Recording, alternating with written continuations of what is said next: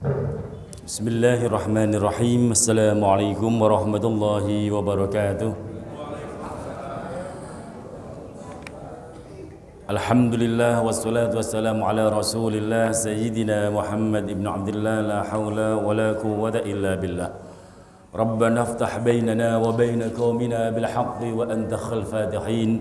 Subhanaka la ilma lana illa ma 'allamtana innaka antal alimul hakim wa ba'd. Jamaah sholat subuh Masjid Al-Hidayah yang mudah-mudahan senantiasa dimuliakan Allah Subhanahu wa taala, mulia dengan iman dan Islam yang senantiasa melekat di dada kita, mulia dengan istiqamah karena kita taat melaksanakan perintah-perintah Allah, mulia karena kita dijauhkan dari apapun bentuk maksiat terhadap Allah Subhanahu wa taala. Amin ya rabbal alamin. Alhamdulillah, pagi hari ini Allah masih anugerahkan kita nikmat sehat wal afiyah, sehat jasmani dan rohani, dan Allah ringankan langkah kita dari rumah menuju masjid. Untuk apa? Ada yang sholat subuh berjamaah di Al-Hidayah plus taklim, ada yang ambil langsung taklimnya. Mudah-mudahan langkah kita dicatat oleh Allah sebagai amalan sholih. Mengawali ngaji pagi hari ini, kita akan awali dengan Ummul Quran, kemudian tilawah yang sudah sampai di surah Al-Anfal, surah yang ke-8, ayat yang ke-14. Masuk. Alhamdulillah. Ini gara-gara mic-nya nggak bunyi itu, Pak Wasil nggak fokus, tapi asik. Paling tidak kita sudah baca satu halaman pagi hari ini, bahkan lebih. Alhamdulillahirabbil alamin. Baik, jamaah yang dimuliakan Allah Subhanahu wa taala, pagi hari ini saya menyodorkan satu tema. Pagi hari ini, jangan sia-siakan yang paling berharga dalam hidupmu. Ini tema dan makalah bisa dibaca sambil ngopi, kata Pak Kiai Mahfud. Saya akan menyampaikan dari sisi yang lain, baru masuk ke inti materi. Dan saya akan mengawali dari satu riwayat dalam sebuah hadis Rasulullah Muhammad sallallahu alaihi wasallam. Jamaah yang dimuliakan Allah Subhanahu wa taala, ketika Allah Subhanahu wa taala menciptakan malaikat Jibril alaihissalam dengan rupa yang sebaik-baik rupa, Dia Allah jadikan malaikat Jibril itu 600 sayap, dan tiap-tiap sayapnya jaraknya antara timur sampai barat. Gak usah dibayangin, Bu, gak kebayang. Bainal masyriqi wal maghrib. Allah menciptakan malaikat Jibril dengan 600 sayap, dan tiap-tiap sayapnya jaraknya antara timur sampai barat. Dengan penciptaan yang luar biasa itu, maka Jibril alaihissalam berkata kepada Allah, "Ya Allah, adakah engkau telah menciptakan makhluk lain yang lebih indah rupanya daripada aku?" Dijawab sama Allah, "Tidak ada, Bril." Udahlah, iya aja dulu, Pak. Nggak ada gitu loh. Maka bangkitlah Jibril alaihissalam lalu sholat 2 rakaat sebagai bentuk rasa syukurnya kepada Allah Subhanahu wa taala, di mana tiap rakaatnya saat berdiri dia lakukan selama 20.000 tahun. Satu rakaat Jibril sholat berapa, Pak? 20.000 tahun. Kalau 2 rakaat, hitung sendirilah ya, 40.000 tahun. Ketika selesai sholat, Allah Subhanahu wa taala berfirman, "Wahai Jibril, kamu telah menyembahku dengan bersungguh-sungguh, dan tidak ada satupun yang menyembah aku seperti ibadahmu itu. Akan tetapi, wahai Jibril, akan datang pada akhir zaman seorang nabi mulia yang paling aku kasihi, yang paling aku sayangi, bernama Muhammad. Dia mempunyai umat yang lemah, udah lemah, banyak dosa. Mereka melakukan sholat 2 rakaat, sholatnya kadang lalai, tidak sempurna, dan sholatnya dalam waktu yang tergesa-gesa. Kira-kira kita banget bukan itu, Pak? Kok kompak? Saya nggak mau gue banget, enggak, kita banget. Masa saya doang? Yang kita, Pak. Nah, dia mempunyai umat yang lemah, lagi banyak dosa. Mereka melakukan sholat 2 rakaat, kadang sholatnya juga lalai. Buktinya kapan? Waktu Ramadan. Yang dicari masjid yang rada cepet imamnya. Betul, Pak? Kalau lama rada-rada ngeluh, asam urat Ustadz gitu. Yang asam urat itu kan protes kan, tidak sempurna dalam waktu yang tergesa-gesa. Tangan angkat takbiratul ihram diucapin, badan ngadep kiblat, hatinya gentayangan. Itu saya, Pak, saya. Kalau Bapak Ibu insya Allah sama juga. Jangan kompak lah yang begini mah.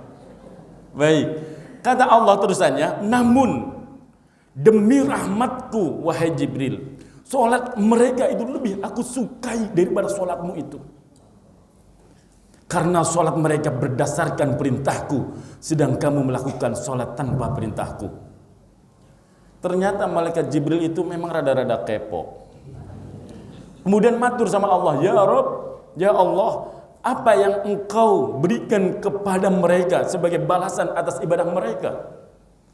Dijawab sama Allah, aku sediakan, aku berikan kepada mereka al-jannatul ma'wa, surga ma'wa. Mendengar nama al-jannatul ma'wa, benar Jibril itu tadi kepo, minta izin sama Allah, Rob, izinkan aku melihat al-jannatul ma'wa itu. Allah mengabulkan permintaan Jibril alaihissalam. Maka dengan perasaan senang, lalu ia mengepakkan seluruh sayap-sayapnya terbang menuju al-jannatul ma'wa. Diizinkan oleh Allah. Kamu pengen lihat al-jannatul ma'wa, Jibril? Berangkat sono. Ini bahasa kitanya, Bu. Jangan tuh kemudian bahasa kitanya. Pengen lihat, sono berangkat.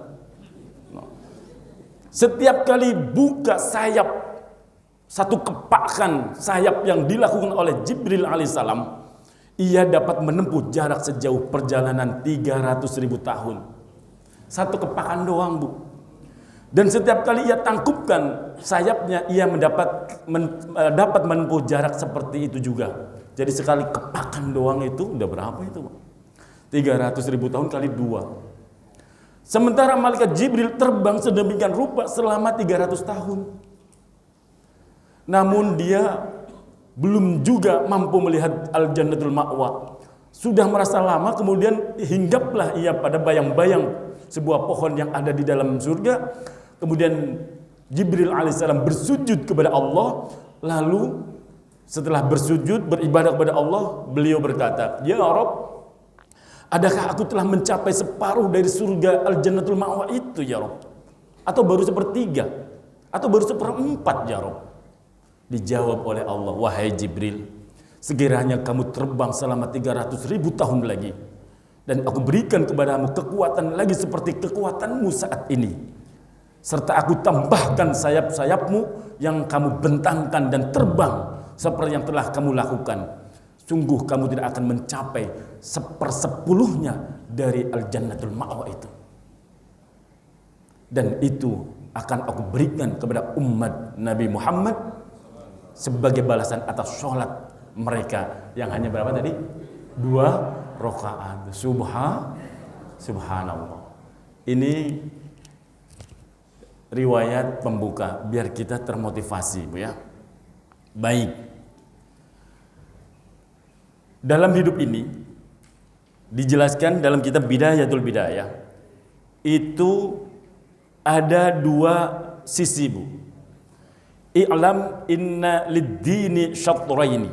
Ketahuilah bahwa dalam agama ini memiliki 2 sisi. Ahaduhuma, salah satunya adalah at-tarkul manahi, meninggalkan larangan-larangan Allah. Wal akhar fi'lut ta'at. Yang sisi yang lain adalah mengerjakan perintah-perintah Allah. Dijelaskan di sini wa tarkul manahi huwa al-ashaddu. Meninggalkan maksiat itu lebih berat daripada fi'lut ta'at. Fa inna ta'ati yaqdiru 'alaiha kullu wahid.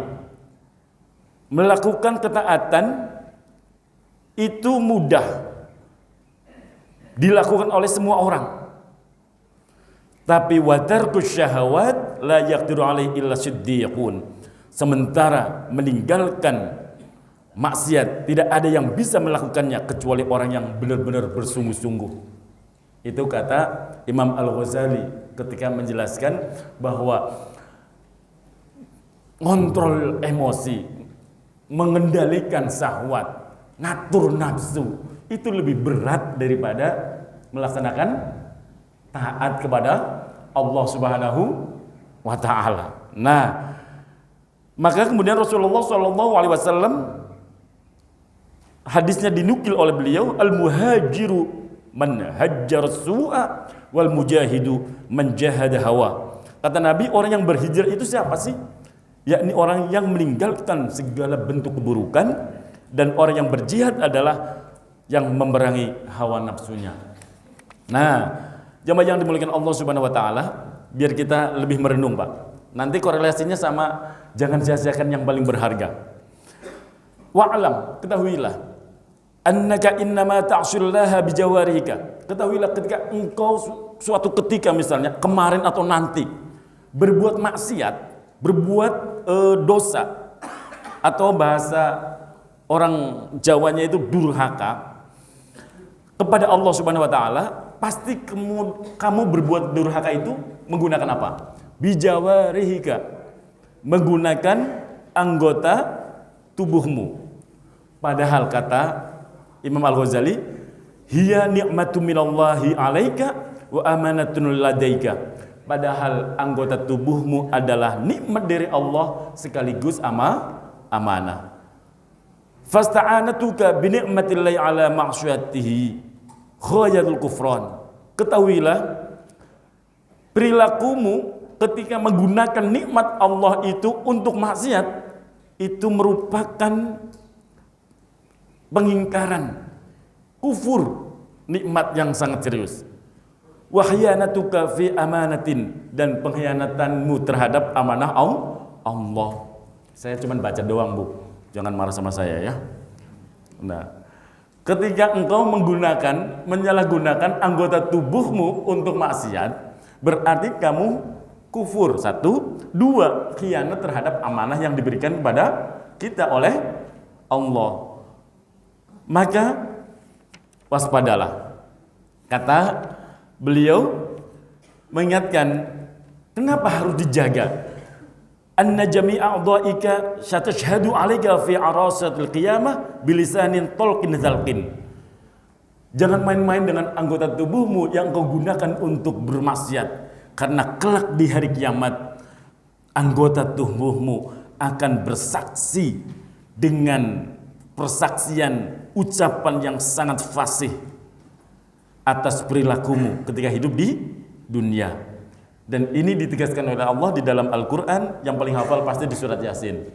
Al-yawma nakhtimu ala afwahihim aydihim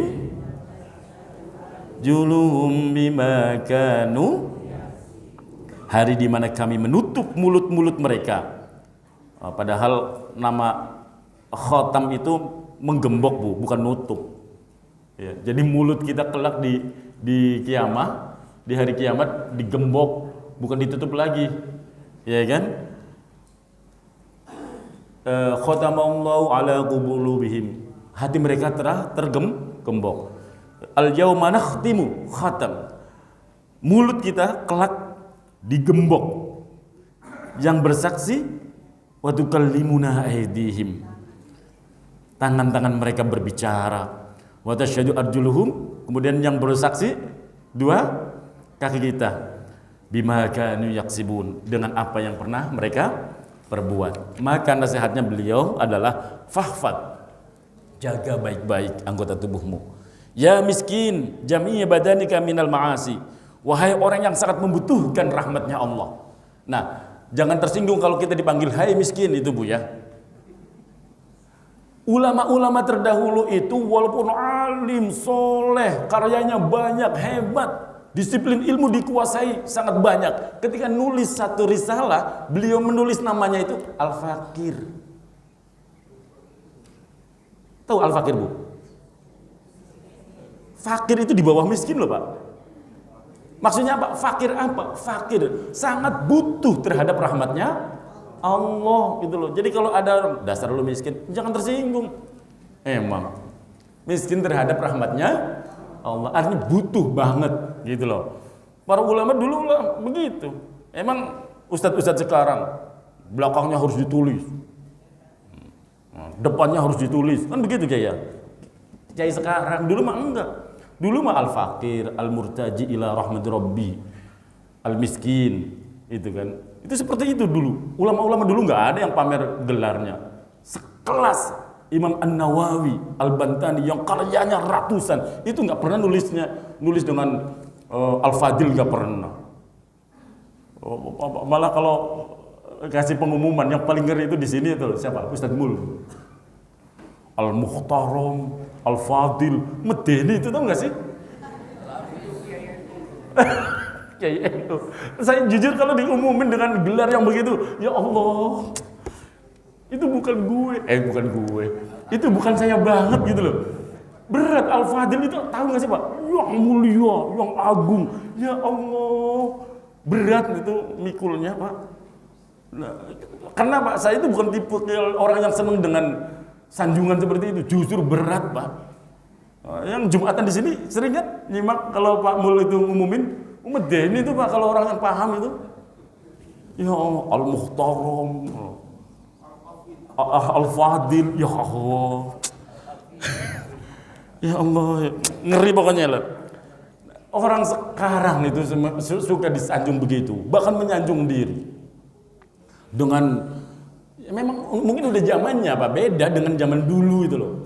Orang sekarang itu bicara itu, Anda bicara hukum, pernah nggak kuliah di fakultas hukum itu loh? Bicara ekonomi, pernah nggak bicara pernah kuliah di fakultas ekonomi itu loh? Harus ada lisensinya. Padahal kalau Aziz ditanya, Ustaz belakangnya apa? LC, Lanangi Cisau. Orang saya orang Cisau kok. Iya. Apa? Alam gaib. Nah, santai aja itu loh. Saya termasuk ya betul butuh hari ini hal-hal seperti itu. Tapi kita yang sebagai ustadz belajarlah ta'zim, tawaddu, ngikutin polanya ulama-ulama terdahulu. Sekarang maaf Pak, banyak, jangankan baru ustadz, jangankan baru kiai, bahkan wali pun banyak mewalikan diri Pak. Ngaku dirinya wali. Dan ada juga yang diwalikan oleh jamaahnya atau muhibinnya atau netizennya diwalikan. Padahal wali itu la ya'riful wali illal wali. Tidak ada yang tahu orang itu wali atau bukan, ya sesama wali itu loh. Oh, jamaahnya ribuan. Ya jaminan itu wali, Pak. Udah kitanya aja yang kadang gampang tertipu. Tuh, baik, kita lanjutkan. Fahfad ya miskin jami'a badanika, jagalah wahai orang yang sangat butuh rahmatnya Allah seluruh anggota badanmu dari perbuatan maksiat. Wa khususan a'dha'aka sab'ah, terutama 7 anggota tubuhmu. Nah, dengerin baik-baik nih. Kata Imam Al-Ghazali di dalam kitab Bidayatul Hidayah, jagalah wahai orang yang sangat butuh rahmatnya Allah seluruh anggota badanmu dari perbuatan maksiat, khususnya yang 7. Yang 7 ini apa? Kenapa yang harus dijaga banget itu yang 7? Likulli fa inna jahannama laha sab'ata abwabin. Sesungguhnya neraka jahanam itu memiliki 7 pintu. Likulli babin minhum juz'un maqsumun. Dan setiap pintu itu memiliki bagian yang sudah diketahui. Maka jagalah olehmu 7 anggota tubuhmu itu dari perbuatan-perbuatan maksiat, jangan sampai 7 anggota badanmu itu menjadi pintu di mana kamu diseret dan dibuang ke nerakanya Allah Subhanahu wa taala. Wahia 7 anggota badan itu apa saja? Al-ain. Apa itu ain? Mata. Ain itu mata. Kamu itu bahasa Arabnya apa, Pak? Anta. Ainaka berarti kalau bahasa Indonesianya aina itu mata, ka itu kamu. Kalau bahasa Indonesianya apa, Pak? Matamu. Lo iya, jangan tersinggung lo, Pak. Ainun mata, ka kamu, ainaka berarti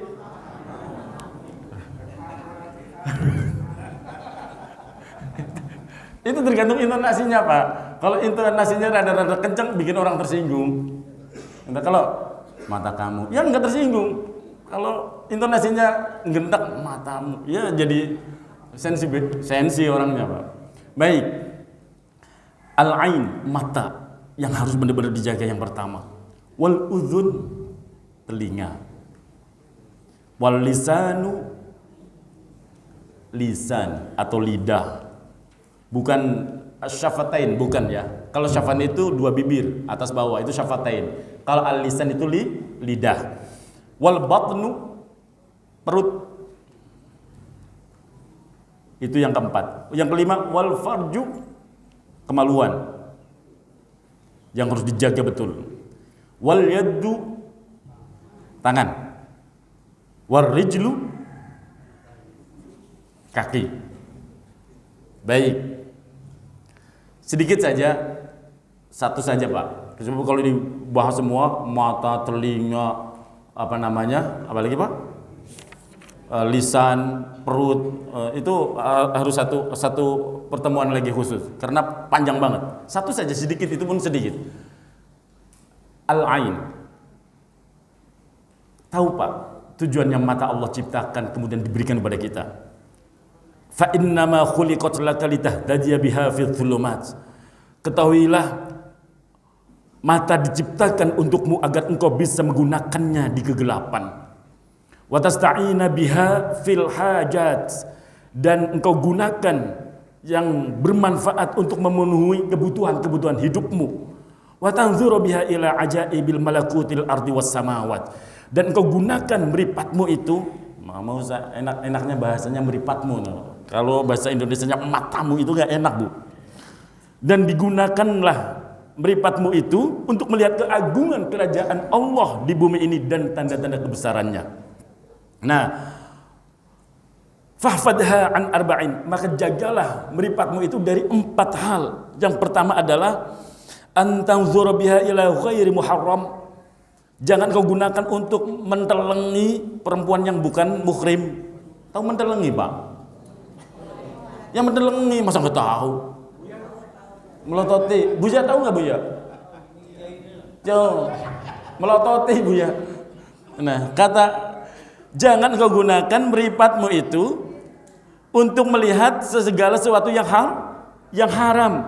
Au ila suratin malihatin bisyahwati nafsin, atau melihat sosok yang cantik atau yang rupawan atau yang ganteng dengan syahwat.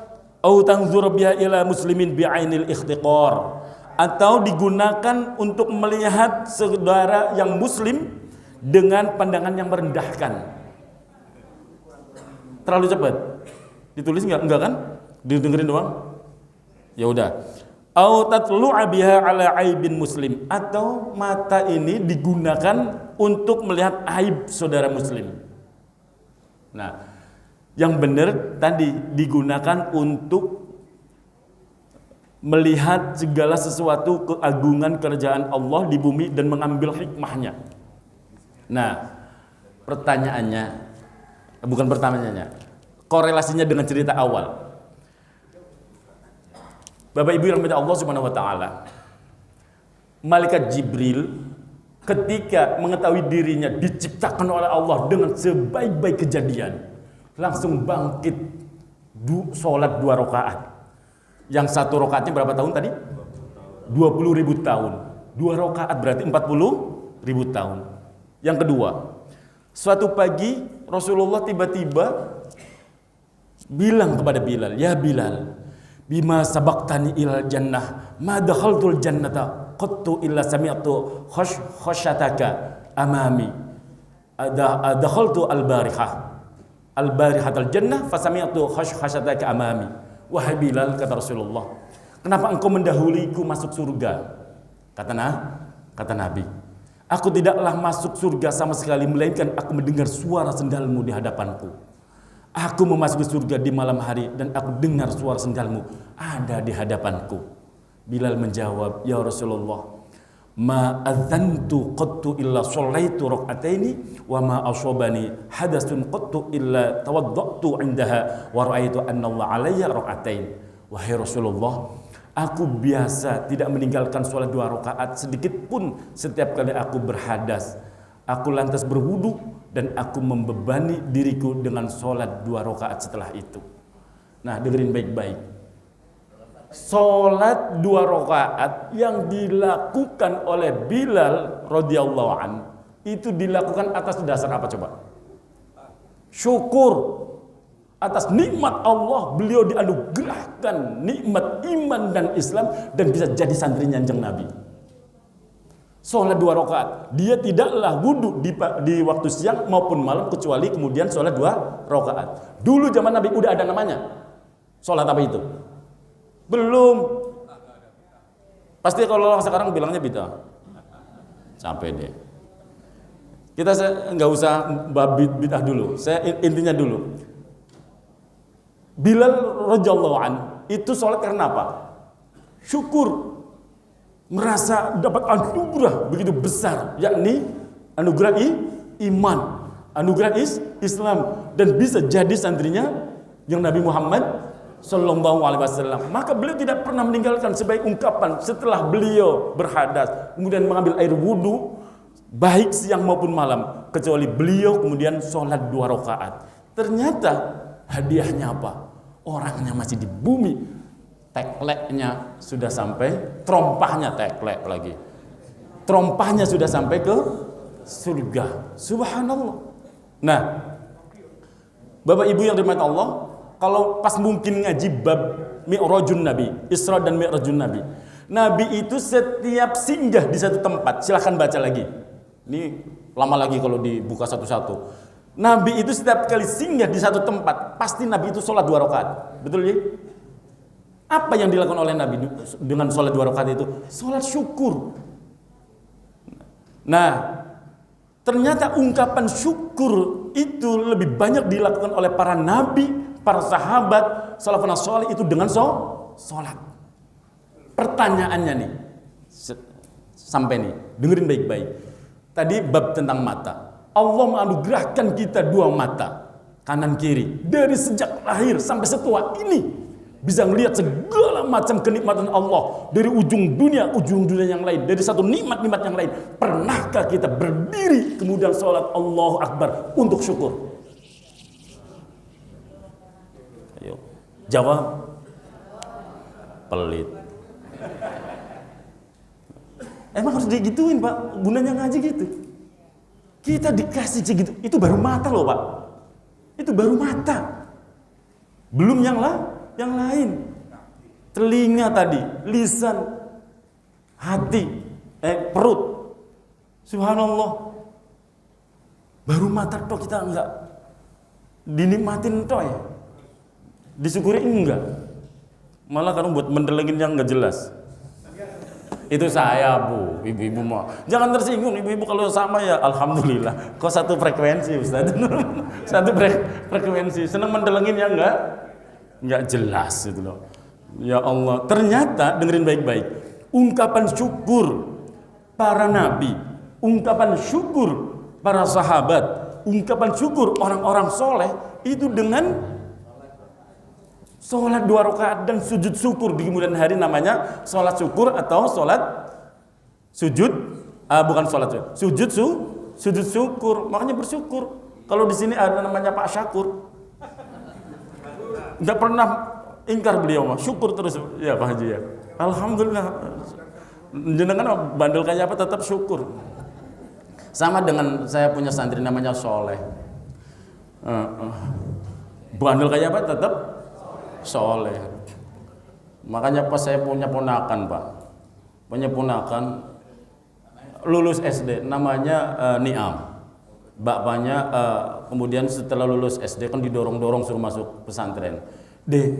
Masuk pesantren ya. bapakmu pengen kamu bisa ngaji dan jadi anak soleh. Nggak mau pak, kata si anak. Loh kok suruh menyantren gue nggak mau. Nyantren nak, kata maknya, biar jadi anak soleh. Nggak mau. Loh ada anak suruh mondok kok nggak mau, biar jadi anak soleh.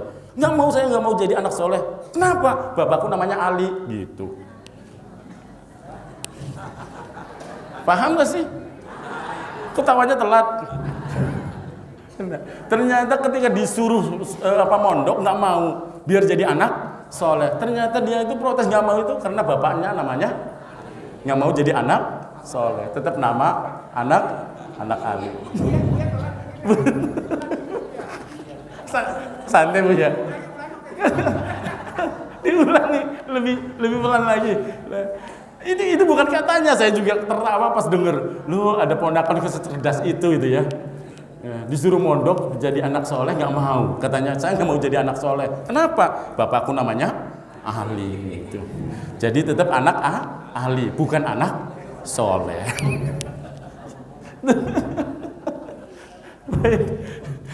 Baik, ngaji jangan terlalu serius Bu. Udah pagi-pagi terlalu serius loh. Awal bulan nih tagihan kan banyak Bu ya. Ibu-ibu sebelah sini lupa. Jadi jangan udah di rumah pusing sampai di majelis taklim dibikin tegang, kan kasihan ya. Ntar nggak betah lagi di majelis taklim. Baik, dalam kitab Majmu Imam An-Nawawi beliau menjelaskan sholat syukur ketika mendapatkan nikmat baru atau terhindar dari musibah termasuk perbuatan baik dan dianjurkan. Itu pendapatnya Imam An-Nawawi. Jadi sholat syukur atau sujud syukur dilakukan tersebab mendapatkan nikmat atau terhindar dari musibah atau bala atau bencana, itu hal yang sangat baik dan sangat dianjurkan. Bahkan dalam kitab Ad-Dinul Khalis juga disebutkan baik bagi orang yang mendapatkan nikmat baru atau terhindar dari musibah untuk bersedekah atau melakukan sholat sebagai bentuk syukur kepada Allah dengan disertai melakukan sujud syukur. Jadi ungkapan syukur dengan bersedekah kemudian diimplementasikan orang Jawa selamatan gitu loh Pak. Syukuran, bahasa wong Tangerangnya bancaan. Lalu bacaan kemudian bid'ah, nggak ada dalilnya, goblok. Itu ngomong sedekah kok nggak ada dalilnya. Itu sedekah Pak. Masa kasar ya? Astagfirullahaladzim. Mohon maaf. Lah wong sedekah kok nanya dalil Pak? Kan aneh. Orang hari ini itu loh. Orang terhindar dari bala, terhindar dari musibah, dari bencana. Paling baik-baiknya dianjurkan untuk bersedekah atau sholat 2 rakaat dan disertai sujud syukur. Loh, diimplementasikan sama orang Jawa, syukuran, selamatan, bancaan. Loh kok dibilang nggak ada dalilnya? Kan capek Pak. Lu maunya cerdas sedikit apa sih akalnya dipakai gitu loh. Loh, orang Nabi ngamalin itu enggak. Loh, letterlock pengennya Pak. Letterlock banget gitu loh. Memang orang Arab kok. Nah terus bagaimana cara sholat syukur? Sholat syukur niatnya ya usolli sunnatul syukri rakaataini lillahi ta'ala. Niat 2 rakaatnya. Niat sholat sunnah syukur. Nah kemudian setelah sholat 2 rakaat pas salam, kemudian niat sujud. Jadi kenapa para ulama ngajarin sujud syukur itu diawali dengan sholat 2 rakaat? Biar pas sujud syukur itu kondisinya pas kita punya wudu, bersih suci dari hadas maupun najis. Nah sujud syukur berapa kali? 1 kali aja, jangan bolak-balik banyak-banyak. Nah terus yang dibaca apa di dalam sujud itu?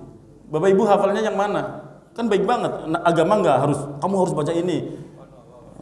Subhanallah walhamdulillah wala ilaha illallah wallahu akbar wala haula wala quwata illa billahil aliyil azim. 3 kali cukup. Atau mengucapkan di dalam sujud boleh, setelah bangun kemudian salam baru dibaca doanya Rabbi auzi'ni an ashkura ni'mataka allati an'amta 'alayya wa 'ala walidayya wa an a'mala shalihan tardah wa adkhilni bi rahmatika fi ibadika. Tahu artinya Bu?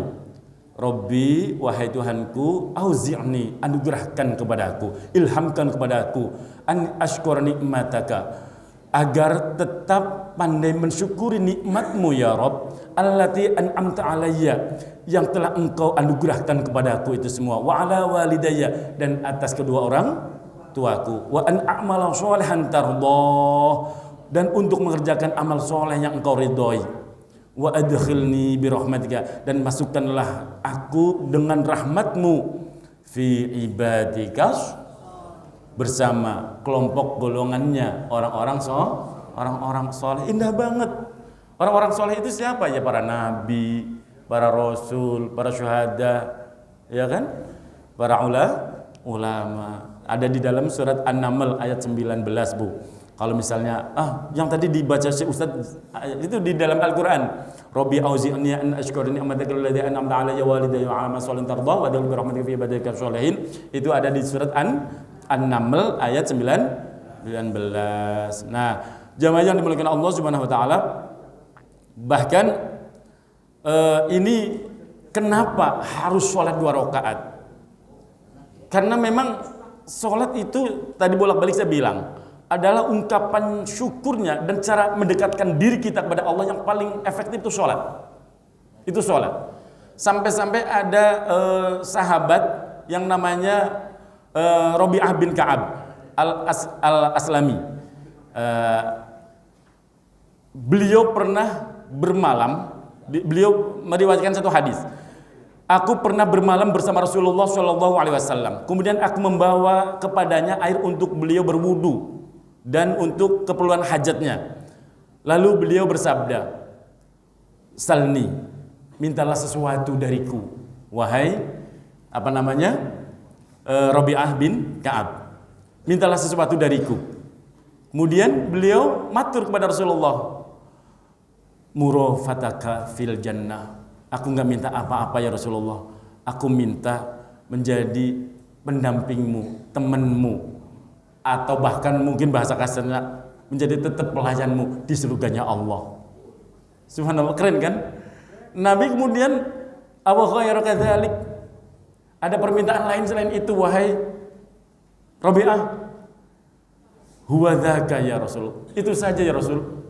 Saya enggak minta pengen yang lain ya Rasul. Aku pengen itu saja, jadi pendampingmu, jadi temanmu kelak di surga. Apa kemudian Nabi berpesan? Fa'inni ala nafsika bi kasratis sujud.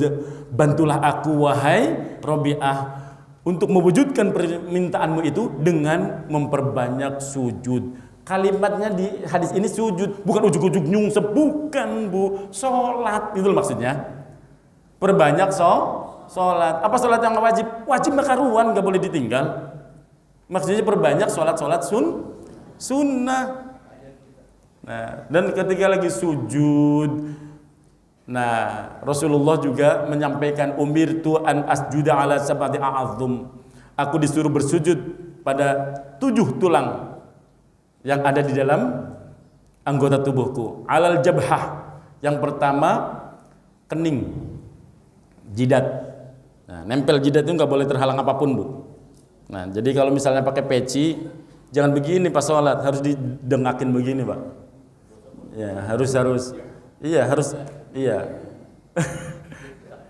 Biar hitam ya, digosok-gosokin. Itu bukan asar sujud. Ini dengerin. Kalau kita kemudian gosong jidatnya, itu bukan asar sujud, itu asaril karpet itu. Iya, maaf. Asar sujud itu cahaya, bekas ibadah kelak yang bersinar di hadapan Allah. Kalau saking rajinnya hitam ya, itu bukan asar sujud, itu bekas karpet. Ya udah, nggak usah marah, gitu-gitu aja. Wa asyara biyadai. Kemudian Nabi itu menunjuk dengan jarinya di jidatnya ala anfihi. Kemudian hidungnya nempel, walaupun itu nggak menjadi syarat. Kemudian 2 tangan. Wal yadaini, 2 tangan. 2 tangan itu nempel. 2 tangan itu kalau sujud itu jangan begini loh, Bu. Jangan berkungkung, tapi nempel gitu. Saya sering lihat tuh ada orang sholat pas sujudnya begini. Lah apaan itu? Sujud begini. Perlu saya ingatkan mumpung ngaji ya Pak. Wallahu alam di majelis ini yang bab khusus fikih itu siapa? Badul yadain, ya betul loh. Dalamnya epek-epek. Oh, epek-epek itu apa? Epek-epek ini bahasa Jepang itu epek-epek. Batnul yadain. Dalemannya bukan dhahril yadain. Dhahril itu punggung, batnul itu dalam itu nempel ke ini tempat. Dan ini nggak boleh kehalang, Bu, nggak boleh kehalang. Harus nempel. Ini harus diwaspadai. Misalnya Bapak Ibu, ibu-ibu nggak pakai serban. Bapak pakai serban, itu serbannya nggak boleh ngalang-ngalangin. Itu. Ini penting. Batul yadain. Dua tangan nempel. Jangan nggak boleh berkungkung. Ini bahasa mana berkungkung? Nggak boleh begini. Tapi nempel, nempel Bu. Warrukbatain dan dua lutut. Bahasa Jepangnya dengkul Pak. Memang lutut apa Pak? Ya dengkul, dua Bu. Nah kemudian wa atrafil qadamaini, ujung kukunya atau kaki. Nah jadi di padal, ini bahasa padal. Ya, mohon maaf kalau saya nggak bisa mempraktekkan. Ada mak-mak ngeliatin saya nungging-nungging nggak enak.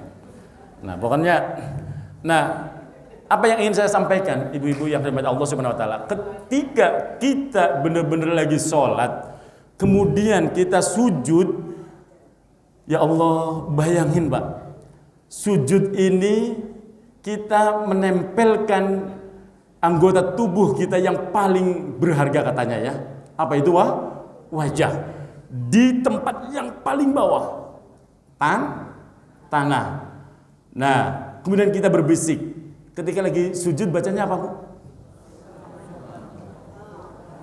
Subhana rabbiyal a'la azim. Oh iya. Subhana rabbiyal a'la wa bihamdi. Ibu-ibu ingin itu maknanya subhana rabbiyal a'la wa bihamdi enggak sih Bu? Subhana maha suci.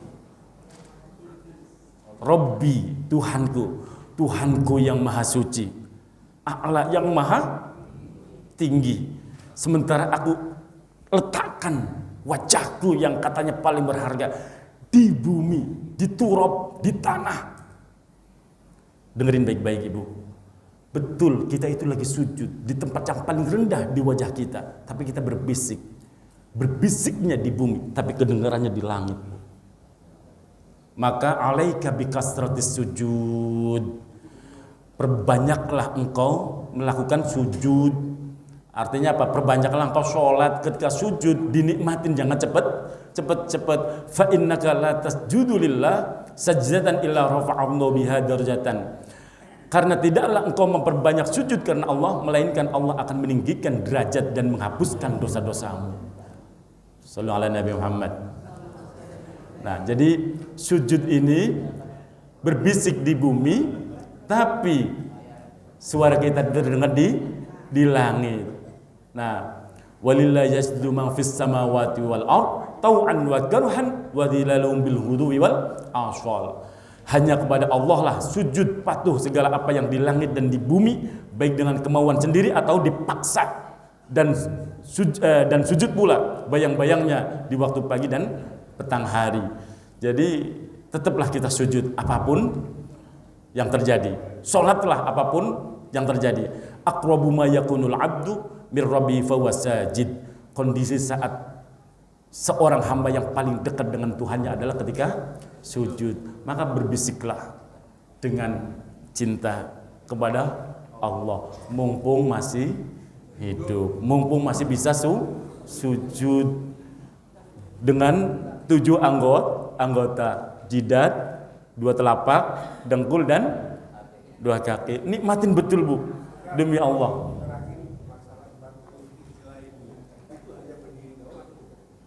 Baik, ada permintaan tambahan dari beliau. Pentingnya kita sujud yang sempurna. Batnul apa bahasanya tadi, atrafil qadamain. Berarti ujung kuku, ujung jari maksudnya. Ujung jari dari kaki itu bukan lurus biasa, Bu, tapi di apa bahasanya sih? Diteken Bahasa Jepangnya itu tadi Pak Kiai Mahfud di padal. Di padal itu apa? Jadi bukan maaf. Ibarat ini kaki. Itu bukan selonjor begini, tapi ditekuk. Jari-jarinya ditekuk, Bu. Begini, ditekuk begini. Itu kesempurnaan sujud itu di situ. Jadi ditekuk, bukan selonjor begini. Dan diajak begini. Jadi telapakannya itu lurus. Dan nikmati betul, Bu, ketika sujud yang sempurna itu nikmatnya luar biasa. Nah, saya punya catatan khusus tentang rahasia sujud ya. Nanti besok kan ada dokter itu. Nah, nanti bisa minta penjelasan dari sisi medis. Manfaat sujud itu luar biasa. Ada waktu-waktu di mana otak kita itu butuh aliran darah, ya saraf otak itu dengan sujud. Itu luar biasa. Dan itu hanya ada di dalam Islam. Wah, luar biasa. Baik.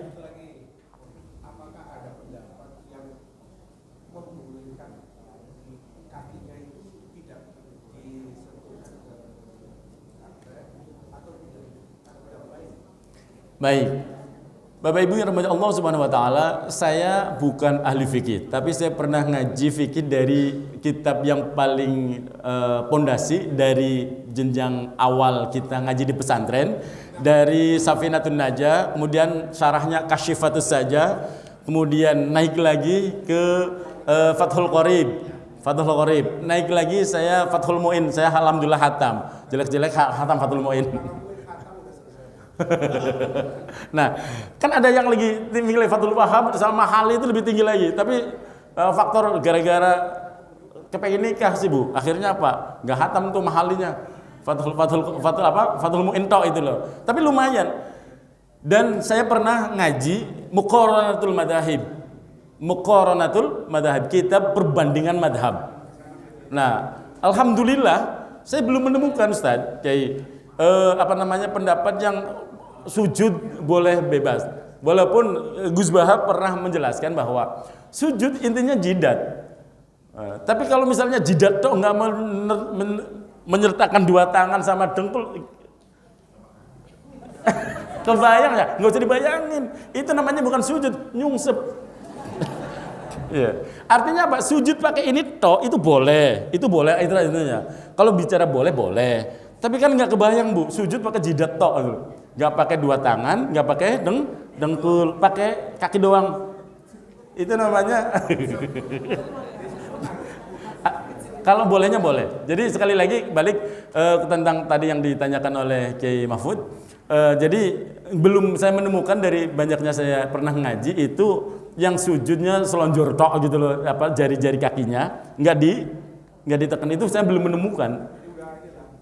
Mutafaq dari seluruh pendapat ulama-ulama dari berbagai macam madhab itu kompak. Sujud itu posisinya seperti itu.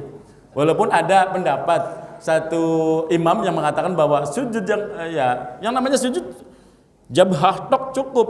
Tahu jabhah apa? Jidat tok itu cukup. Kening tok itu cukup itulah disebut sujud. Tapi kesempurnaan kita bicara yang sempurna dulu lah ya. Walaupun ada batas minimalnya itu. Tapi kan ya biasanya orang yang sudah nggak bisa ditekuk dengkulnya karena faktor saya nggak enak, ntar Buya awas loh itu beda lagi ceritanya. Nah, akhirnya kan ketika sudah tidak mampu lagi menekuk dengkul atau lutut atau memang faktor-faktor lain. Kami juga punya orang tua. Memang faktor kadang unik. Pagi-pagi jam segini, Bu, habis keluar cari angin segar namanya orang di kampung, kesenggol rumput bukan apa-apa, bukan batu, bukan jeglugan, bukan apa. Terus jatuhnya ya jatuh duduk. Pas diperiksa ininya engselnya lepas dengkulnya. Ruas-ruasnya itu loh. Namanya udah sepuh, disambunginnya kan susah, Pak. Akhirnya sampai sekarang di kursi roda itu kan. Nah, akhirnya apa? Sholatnya pun nggak bisa sempurna dengan 7 anggota tubuh. Itu maksudnya yang saya sampaikan itu. Nah, terus bagaimana sujudnya? Ya dengan yang disujudkan ininya, Pak. Buya, yang sujud ini bukan lagi ini. Insya Allah. Baik, ibu-ibu yang dirahmati Allah Subhanahu wa taala, selanjutnya tadi ada kalimat di akhir saya, mumpung masih bisa sujudlah, mumpung masih sehat, mumpung masih hidup. Nah, ini sebenarnya kalimatnya Imam Hasan Al-Basri yang saya nukilkan di makalah yang ada di tangan Bapak Ibu semua. Dan ini perlu saya bacakan sedikit. Ma min yaumin yanshaku fajruhu illa wa yunadi ya ibna Adam ana khalqun jadid wa ala amalika syahid tazawwad minni. Ada yang menyebutkan fahtani minni wa inni idza madaitu la a'udu ila yaumil qiyamah. Tidak satu hari pun saat matahari terbit kecuali ada yang memanggil kita.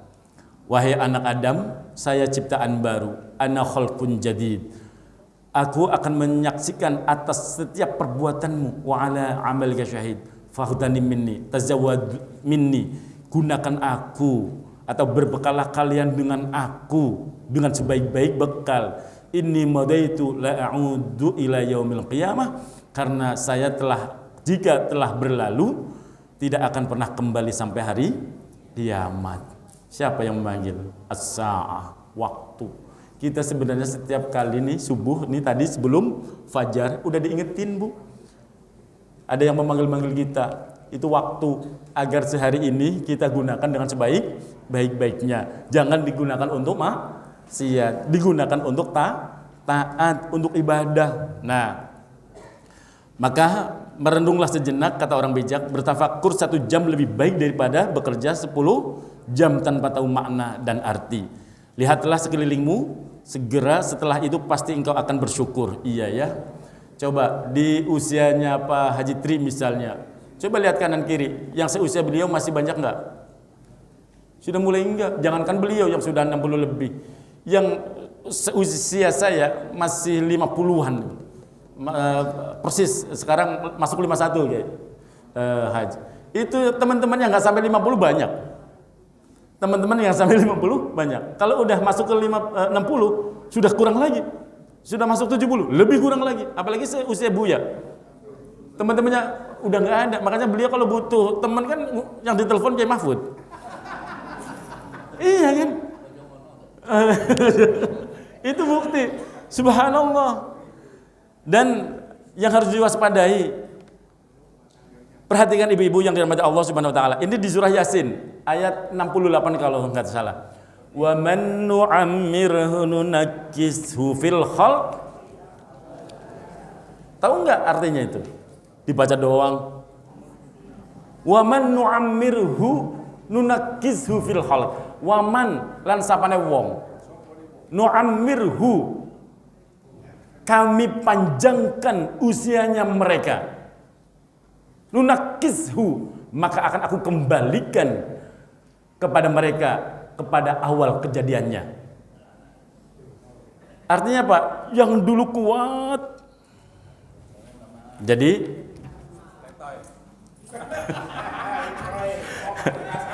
dari lemah jadi kuat, dari kuat kembali lagi ke bahasanya Pak Haji Tri, letoy, gitu kan? Emang iya begitu, emang iya kok. Nah, yang dulu kangenan, kehujanan, kepanasan, fan-fan aja, sekarang boro-boro kangenan, kehujanan, salah bantal meriang, Pak. Emang iya kok, salah bantal meriang, makanya jangan macem-macem, mau gaya apa, ya kan? Wong udah meriangan.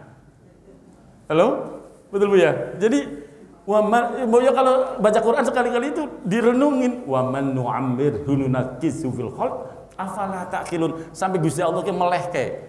Apakah sampean orang mikir gitu loh bahasa kene ini. Afala ta'qilun.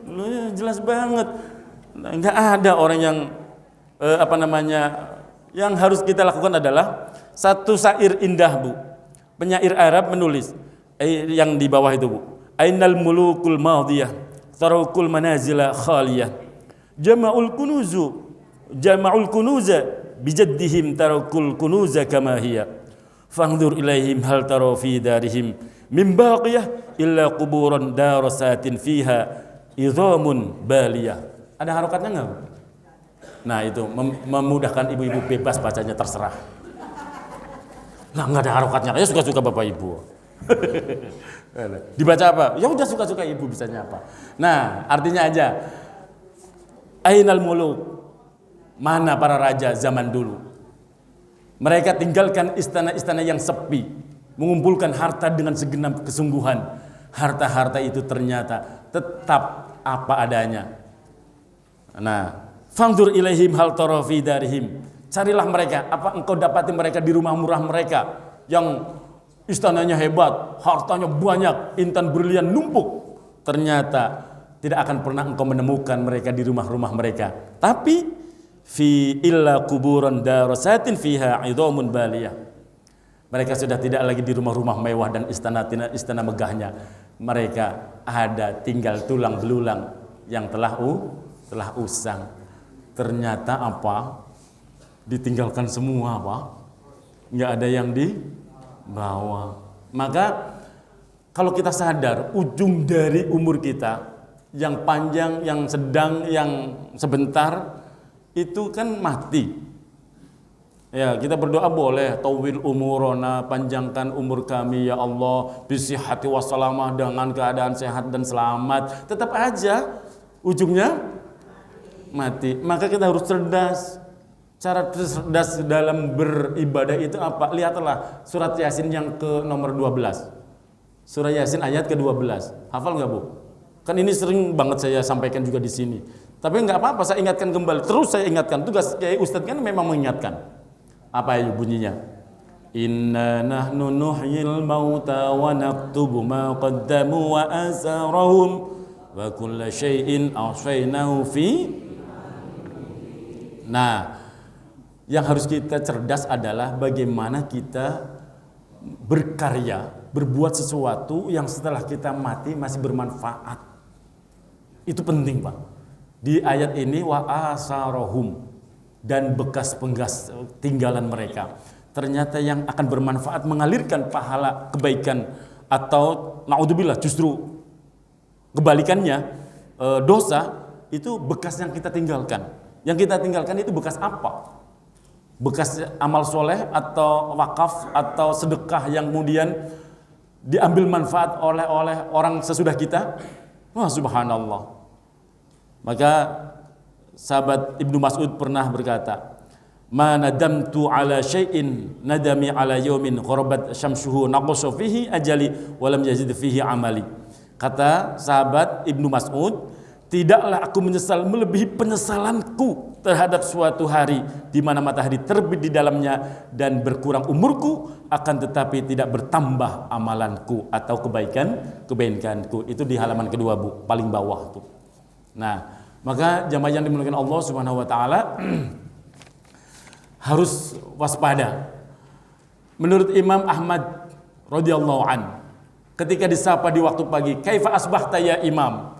Apa kabar? Selamat pagi untukmu wahai Imam. Jawabnya beliau apa coba?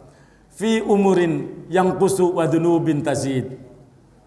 Bagaimana engkau memasuki waktu pagi wahai Imam? Malah dijawab dengan beliau, umurku berkurang sementara dosaku bertambah. Imam Ahmad padahal tuh. Kalau kita kira-kira gimana? Iya, teman-teman ya. Sekelas Imam Ahmad ketika ditanya, apa kabar pagimu? Umurku berkurang tapi dosaku bertambah. Bukan amal yang bertambah. Itu sekelas beliau loh. Artinya lagi ngasih pelajaran untuk kita. Hati-hati dengan waktu, hati-hati dengan umur. Umur itu teramat sangat mahal, teramat sangat berharga untuk kita sia-siakan. Maka min alamatil maqti idaatul waqti wa kanu yakhrisuna kullu wahars. Termasuk salah satu tanda hamba dibenci Allah adalah dia menyia-nyiakan waktu. Ini yang harus saya ingatkan. Dan mereka para salaf sangat bersungguh-sungguh untuk tidak melewatkan satu hari atau sebagian hari tanpa membekali diri dari mereka dari hari itu dengan ilmu yang bermanfaat dan amalan saleh, supaya tidak berlalu habis umur mereka dengan sia-sia dan terbuang dengan percuma. Dan cara memanfaat waktu, bongkor dibaca sendiri sambil ngopi. Monggo, silakan. Ada yang bertanya silakan, Bu.